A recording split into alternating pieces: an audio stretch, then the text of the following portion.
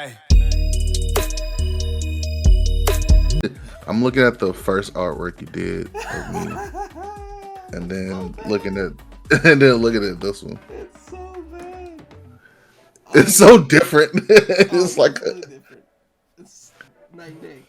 So, but let's start with Suave. So Suave's backstory. So let's do the broader world, and then we'll do Suave. okay. So the broader world is that is like a futuristic version of where we are now, kind of. Hmm. And it's every superhero genre or superhero type story ever Hmm. is kind of what we're doing. And so, for Suave's backstory, right? Have you been watching the what's that? The Wrong Way to Use Healing Magic anime? It's like I guess it's an isekai, right? With three characters, right? These three characters get summoned to another world to be Hmm. heroes, kind of like the Shield Hero. Hmm. But only two of them were supposed to be summoned, right?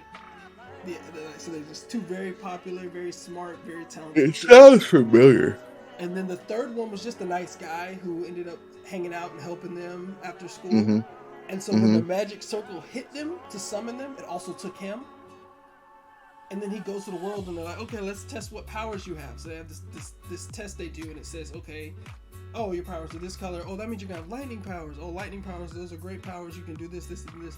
As, oh, you're gonna have light powers. You're gonna be really helpful because we're fighting demons. So your light powers are gonna be like like a bane Night and day. to these Right. demons. And Right. then the dude, he had a green light, and the lady was like, oh my gosh, get him out of here, hide him, hurry. And they like tried to get him away. And Damn. then this lady with this very tall like lady with green hair shows up, right? She's wearing like a Hmm. medical uniform, and they're like Hmm. super terrified of her for some reason. She's like a healer. They're like, Hmm. trying to figure out, you're trying to figure out why they're hiding him from that lady. They're like, get him out of here. And right before they usher him out of the kingdom, because she found out the heroes had been summoned, she was trying to find out what powers they had. Hmm. Right before they got him out of the room where she was, he said, "What's wrong with having green powers?" or something like what does a green light mean? What are my powers? She said green, and like they were like she had the one of the mages had put him in like a water like bubble or something and like pushed him out the room, and he was like zooming, and she just burst through everything. Like she's like it's like One Punch Man style, just burst through the doors. No guards could stop her. She like grabs him. And she's like, this basically like this guy's mine. I'm gonna train him to be part of my they call it, what does she call her team? Dang, I can't remember. But she basically has like this emergency response team Hmm. that heals people on the battlefield. But because she's so good at healing magic, she kind of is like super strong. So she's super fast, super strong, super everything because she can heal herself. So like there's no she's no fatigue. She can strain her muscles past whatever. So it's like all this stuff. They didn't really explain why she's so strong, but that's my guess, right? Because she can heal herself. There's really no limitations to her body. And so now she's training him, who he's not one of the heroes, right? There's really only supposed to be two. He just got caught in a circle, and he got pulled into that other world, and now she's training him. So, in the spirit of isekais, right? And that isekai in particular I was like, I really like that magic circle summoning thing. Hmm. Suave gets magic circle summoned to another world where he's summoned by something called, and this is just a rough name right now, we can change it anytime, called the Millennium Wizard, right? And the Millennium Wizard needed to be saved from some whatever, like he's trapped inside of a dungeon. So Suave gets summoned to that world, saves the Millennium Wizard, like solves the puzzles, gets him out of the dungeon, and so he gets granted his superpowers and sent back to our world with the superpowers. So that's his origin story. So like solo leveling. Absolutely, exactly. So I'm taking like the best of all the isekais, right? So reincarnated as a slime, he has Raphael, right? He has that ability that I would call it all-seeing eye in this instance. Hmm. Then he doesn't have shadow exchange, but he has the ability to move through shadows, a la solo leveling, right? Mm-hmm. And then reincarnated slime again. Even though I could have done shield hero or something, I could have done anything. But I like reincarnated slime as an easy kind because the main character really has no limitations. It's like the most broken system ever. So he can warp his body kind of like to like the same way Rimuru can like change his body for the benefits of the fight. Suave has like a battle. He can like give himself like different battle modes. Like he can't do it unlimitedly, but he can change his battle modes. I'm also stealing a little bit from Yu Yu Hakusho when that one guy would eat the steam fruits or those steam things. He was fighting Hiei, and every time he ate one, he adapted to whatever Hiei used against him in the Dark Tournament. So that's Suave's origin story. Summoned by the Millennium Wizard in another world, saves the Millennium Wizard, gets sent back to our world with superpowers. Like, the Millennium Wizard doesn't know whether our world even has it. He's just like, hey man, take 4 or 3 of my best skills back to your world, see what you can do with them. And that's how Suave gets his powers. Okay. What do you think about that? I like it. Sounds good. And I like it though. So now we have. I will go ahead and go you next, right? So you are the only true mutant, right? You are a second generation mutant, right? Your parents were escapees from a government, like. You took that from SPD. I'm just making it up. I like it though. Yeah, so your parents were escapees from like a government facilitated like program where they almost like Weapon X, and so your mother having force field powers, your father having laser eye visions, you have you together have light or photon manipulation. So it's kind of like you have the best of both their powers, right? Okay.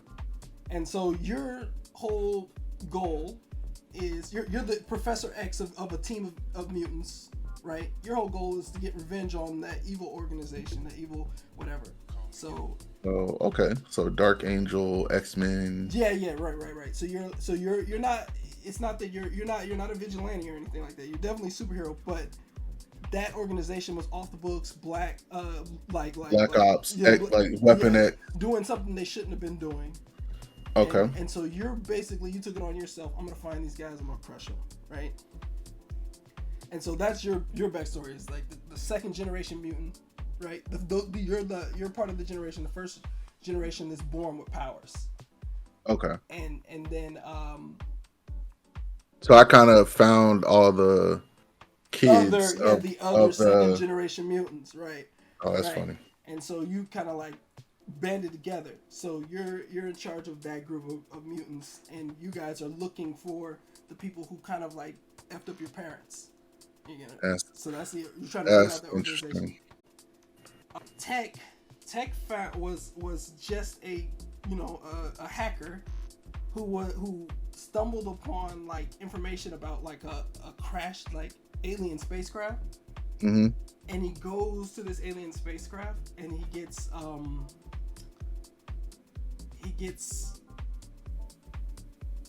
infected with a virus called the Source, and it is just of course his dumbass get infected by the virus. I'm joking. I'm kidding. But it's a virus that basically what it does is there was a very advanced civilization that mapped the entire universe in code. Mm-hmm. And so it's almost like Tron, like the grid. Okay. Where, like he can kind of like enter this not in another dimension or anything. Like it's like a representation of our universe, but through that he can interact with digital things. And it also allows him to kind of like scale up things. So he can move, like he can, if he wants to build something, he can go into this digital world where time is a little bit, where he can kind of control the time because he's infected by this virus. So he can manipulate this source world, and he can go futuristic, which is why his tech is so much better than everyone else's, because he can scale up. So he was infected by what was a virus on another planet, it's a virus. It's a computer virus that has transferred this kind of like crossed the so it's an organic computer virus. exactly. It's crossed over to organics because of how advanced it is, to the point where and so but what it does is it gives him like access to this place called the Source, which is pretty much a mapping. So okay, so it's like Freakazoid, Beast Machine. I was thinking Freakazoid the most. Yeah, I like it. So there's what the ship was one of the probes that scans the universe, right? And so they kind of like share information, and the probe was like, it was like a 1 in a trillion incident where the probe's shielding was down for less than a fraction of a second, and a solar flare from our sun knocked its systems out, and it landed on Earth. And then when he made it to the ship first, because he was monitoring all of this traffic, he heard something from like, oh, somebody's, the government. He heard the virus. Yeah, no, or he heard some signal. He follows that signal, right? Where the signal was coming from the virus. Right. And he goes. The virus infected him because he was the first one there. Exactly. Goes there, and the ship door opens, and then that's when he gets hit with the wave of energy or whatever it is that kind of will then. You know what it sounds like? Parasite. I've never seen Parasite. Oh, okay, so Parasite. What happens is in the anime is that there's this virus or something that gets spread around the world from these spores or whatever, and it lands. If it lands on a human, it infects their brain. It tries to get into their skin and go up to their brain to take over their mind and infect their mind, so it can take over their body. So as soon as it infects their brain, it gets to the brain, it pretty much kills the host and takes over their body, and it transforms them to like a being where they can manipulate their shape and kill humans. I saw a little bit of RDC kind of parody that. Yeah.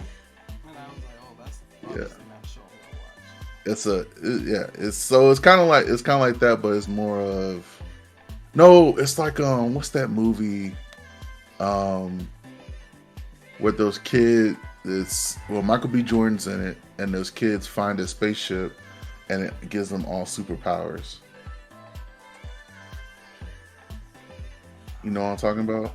It sounds familiar, but I can't pull it out. I can't think of exactly what. It's shit. Extraordinary? No. What is it called? It's gonna kill me.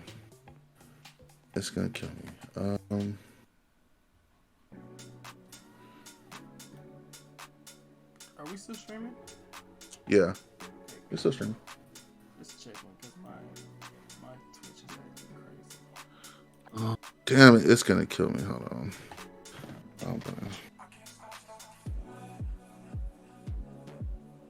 Michael B. Jordan.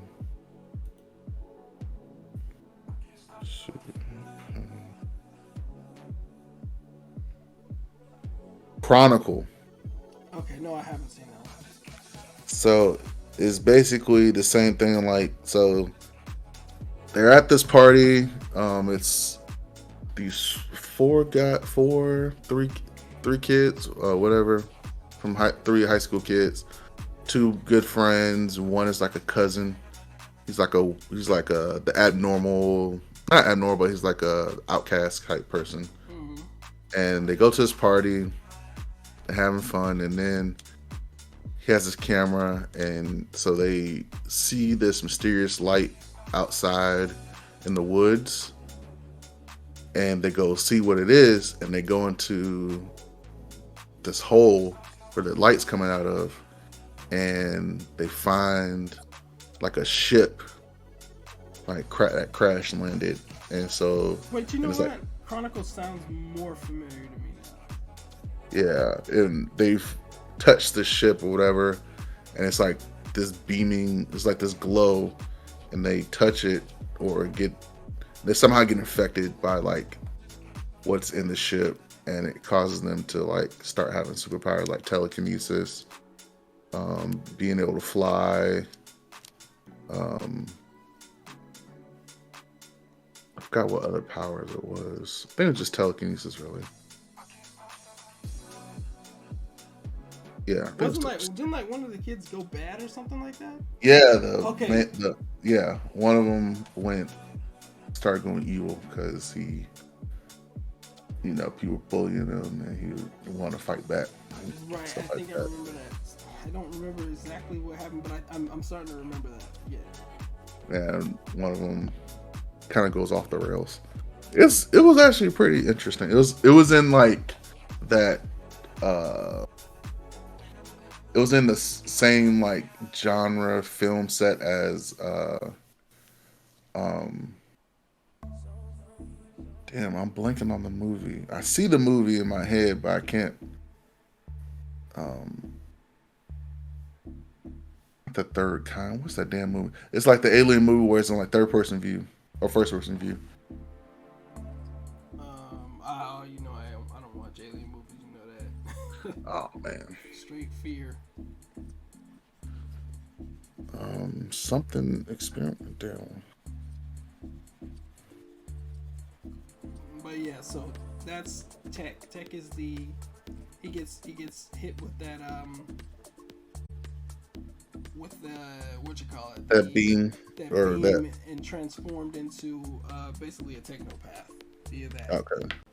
Um, oh, I forgot Creston. So Creston is like the Silver Surfer, except for instead of the being a planet eater, it's a dimension eater, right? And so he's like the Silver Surfer from that dimension. I tried to. He said something with trains, but it's like really hard to do trains as a superpower. So what I did was I forgot about that. what I did was I was like, okay, so his power works a lot like a maglev train. He's just very, very fast, but as he moves through space, like he uses the Earth's magnetic field to move, but as he moves through the Earth's magnetic field, he gathers a charge also. Right. So Okay. the longer he's on the more distance he covers, the more powerful he is, right?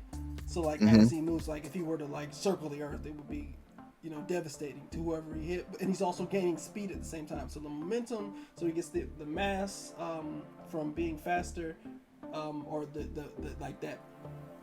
He gets to increase his damage by moving faster with his just his weight in general, but also there's a charge, right? So because I also know he likes electric powers, so there's like a charge that builds up as he moves through space, and then he can, that's his to do with whatever he wants. That energy that he creates, most of the time, it's just a devastating.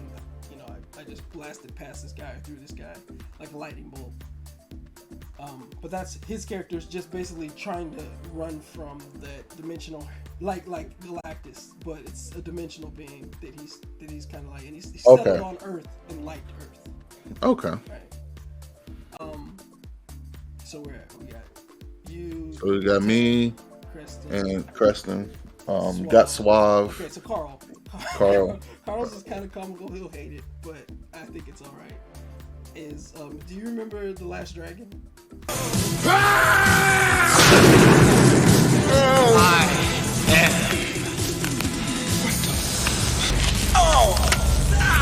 Damn. Let me go. Yeah, I do. So, Carl is the last disciple of Bruce Leroy. Because what happened is there was a large Sho'nuff war, like Sho'nuff, because Sho'nuff didn't die at the end of the movie. Right. He just got his ass whooped. Yeah. So there was this war between Sho'nuff and his disciples, and Bruce Leroy and his disciples, and in that fatal battle, Bruce Leroy is mortally wounded. He doesn't die immediately, but he eventually succumbs to those whatever. So Carl is the last master, right? Like he's the last dragon. He's the last dragon. And so basically that's his entire character. It's like he's just all that's left of the ones who can glow, basically. And that's pretty much all he does is train. And so the motif I have for him is, I don't know if you remember Excalibur from Soul Eater. I do. So remember, like, Excalibur had like this character trait where he called everybody a fool. Yeah, he's like wacky. Yeah. Yeah. So I won't make Carl too wacky because I don't think Carl could handle a character. He would. Yeah, he would like. Yeah, no, he would like it. But I have this thing where he judges people's souls, right? Like, and that's his thing. He like can look at you and be like, you're soulless, basically. Like, his whole thing is about soul power, kind of like, you know, to fit into that Last Dragon kind of like, you know, 80s motif, you know, coming out of the 70s, Soul Brother #1 stuff. So he'll just be like, you have no soul, basically, but in more of a forceful, you know, kind of like how Excalibur was, where he's just always, that's his whole premise, is like judging people by that metric. Like, man, you ain't got enough soul. That's your problem. You have no soul. He doesn't like tech's power, because tech's power is technology, even though Carl would love that power in real life. But yeah, because he's like looking at it and he's like, that's a soulless ability, basically. Like, he wants people to be like, his catchphrase, you ain't got no soul power. So yes, right, something of that lines, right, where he's like looking at you like, you ain't got no soul, man. And you ain't got no soul. I like that better. And so his character is basically just always constantly training to be, you know, to reach that upper level, right? Mm-hmm. And then my character is kind of like, he's kind of like Harriet the Spy, in the sense that he's like, he just wants to, but except for it's more like he wants to be more like Lois Lane, right? Like, he wants to be a biographer of the heroes, like all the people with powers. He wants to walk around and like, you know, be a biographer and like and kind of like catalog and take, you know, and be like, what is it when you're like when you take like a person who writes down the histories of heroes or whatever. Like, he's just a biographer. Biographer is for an individual person, but if you want to do even the history of superhero-dom. Oh, like not a storyteller. I mean, technically you could be a griot. Yeah, but that's a little bit too African. Well, no, it's not that it's too African. I love the African aspect of it, but it's specific that my character needs to want to write stories about heroes and to collect the history of heroes, right?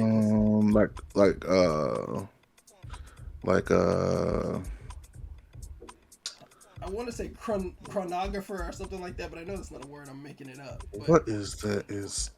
What's his name? Chronologist? Is that a thing? I think so. Who wrote the Iliad and the Odyssey? I forgot. But someone like him, because he writes tragedies.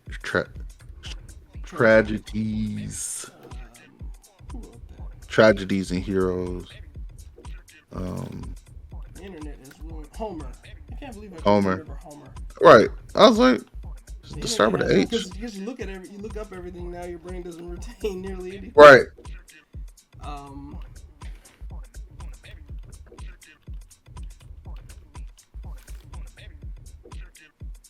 But I like that. Yeah, I like that. We can come up with a better name for it, but still, like. But so he wants to follow heroes around and, you know, write stories about them. So what happens is, there is another organization similar to your organization, right? But not your organization, a rival to your organization. They're not building mutant people, but they're building technologies that they would phase with humans. So I have like a symbiotic skin on me, because it like attached to me, and it absorbs. It's highly resilient to damage, basically, and it absorbs energy that I can then repurpose, kind of like Maverick from the X-Men. Okay. And so that's basically what it is. It's almost like a Maverick or Bishop. Yeah. Maverick. Okay. Well, Bishop absorbs he absorbs energy. He absorbs ambient energy as well as like projectile energy at himself. Right. Oh, Yeah. that's right. That's right. So it's more like the vibranium suit that T'Challa wears and that Shuri wear in Okay. the Marvel universe.